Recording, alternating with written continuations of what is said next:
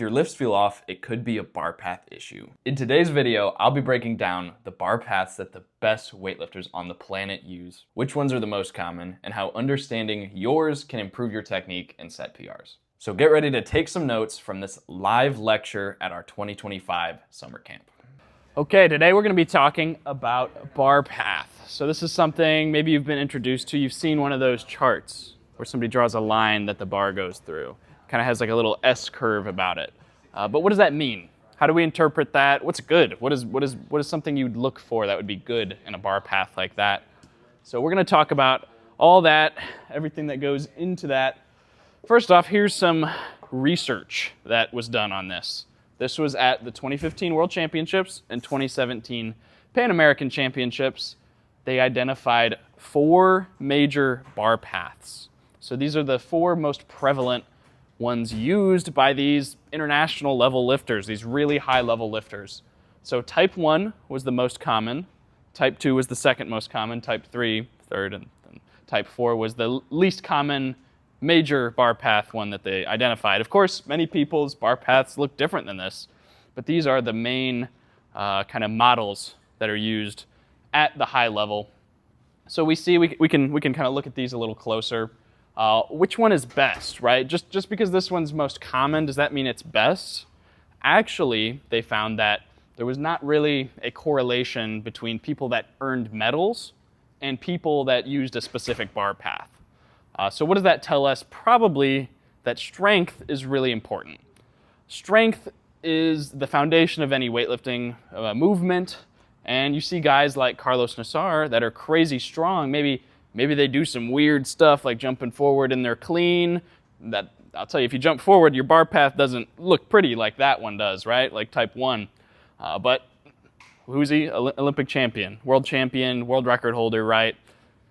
These are just models. So some things that we look for, generally coaches teach that you do not want to see any forward movement of the bar in front of this line before you hit the extension point, before the bar comes into your hip.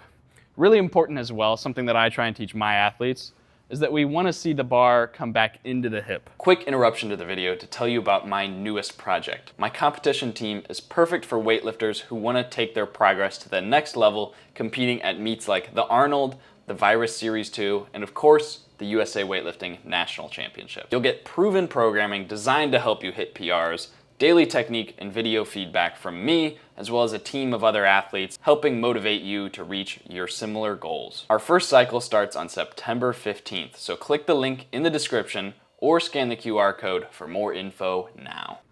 We want it to see balanced, maybe even slightly more towards the heel once it gets there. That doesn't mean your whole body's balanced into the heel. That means that the barbell is over top your heel kind of when it gets into that position. So we're seeing it scoop back. Obviously, the knees have to get out of the way if this is going to happen. Sometimes people that have this bar path like to round their knee. They go out in front of their knee. So here's our favorite guy, Carlos Nassar, right? So I was just talking about how he jumps forward. He doesn't really have, you see the jump forward, he doesn't really have the typical technique. We see that bar is coming really far out in front. Typically, coaches also will try and teach that you want the peak of this curve to be behind that line. So sometimes they're like, okay, this is okay as long as it comes back for the peak. Carlos, okay, he's like the best weightlifter around right now. He doesn't do that. So obviously, there's a technical model, but there's time and a place. Let's compare that with Olivia. Oh boy, she's the complete opposite. She never comes in front of the line at all, whereas Carlos is in front of the line the entire time. So both Olympic champions with very different strategies for achieving that, so I kind of flipped them so we can compare to the graphs over there.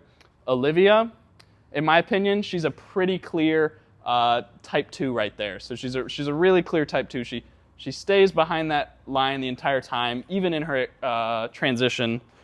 So Carlos, what type is he? Type 5? Type 5, I guess, right? Yeah. So we can't really say anything about that. So is this taught differently by different coaches? Is this taught differently around the world? Well, here we have Rizky and Ratmat. These are both two lifters from Indonesia. They're both in the 73 category, and they're both hitting a 155 kilo snatch here. We can look at their bodies here. They're pretty similar proportionally. Not one of them has way longer femurs than the other one. They're about the same height on this graph here. But look at how different their strategy is to complete this snatch. So, we look at Ratmat, he's catching that bar, maybe and the little loop is slightly in front of the thing, in front of the line of center. Whereas Ritsky maybe has a more typical bar path. This kind of looks like Olivia Reeves, right? We see that Ritsky actually gets deeper when he catches compared to Ratmat. And we can watch that again there. So watch, Ritsky's catching it deeper. He's going deeper into the squat perhaps. Should this be taught different? These guys are two lifters from the same country, very different strategies to go around that. This suggests that individual variation is very important when it comes to bar path. So trying to fit into some model of what's perfect might not be the best idea, but when the most common bar path used at an international level looks like that, we should probably aim for that. The average lifter should probably aim for something like this. And when you guys next snatch 183 kilos, then you can maybe say, hey, I can be different. But most of us aren't doing that. You look at a lot of high-level lifters. We don't want to emulate anybody's technique, for instance. We don't want to try and copy anyone.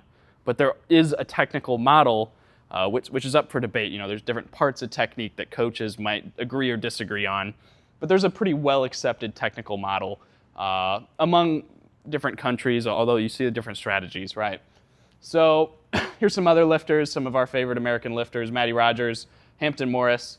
They both have a pretty similar bar path. Maybe Hampton doesn't really come out in front, but Matty does slightly. So both very good lifters as well. They have pretty standard bar paths, right? So most lifters you see are going to have something that looks like this. Not everybody is Carlos with the crazy wonky bar path, right? So how do we improve bar path? Let's talk about just a few things that we can do to work on this. Where the bar starts is very important. That's where that line of center that we talk about is, right? So if you're a taller lifter, you might want that a little bit more out over toward the toes. If you're a shorter lifter, that might be a little closer to the midfoot. Whereas the average person is going to fall right around the ball of the foot. So maybe if you're trying to force, maybe something even back here, but that's not really fitting your proportions, your bar path is going to be way off. The bar's starting in the wrong spot. So how's the path ever going to be good? Some other things. When you're starting, it's a lot easier to lose the bar if your knuckles are pointed forward. This is especially true in the extension. As we're extending, if our wrists point out, well, where's that path going to go? The path's going to go out too.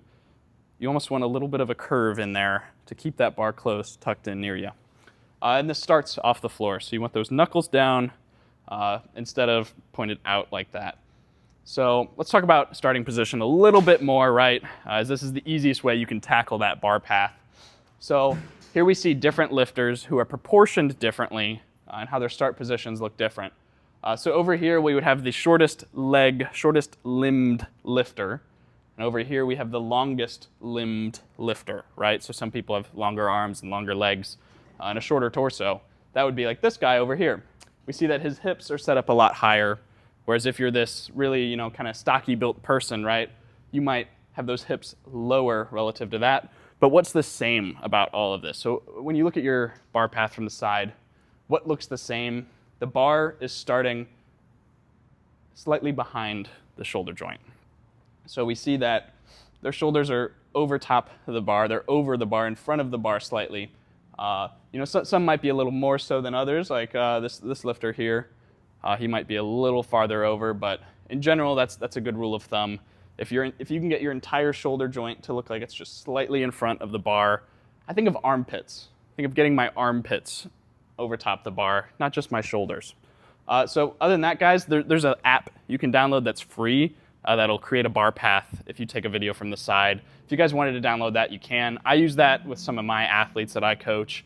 Other than that, you can use that to just see what you're looking like, see what kind of bar path you got going on, and maybe I'll go around and use it on some of you guys today in the seminar, just to kind of see where you're at, show you what you look like compared to maybe some of those really good athletes, or what the technical model might be.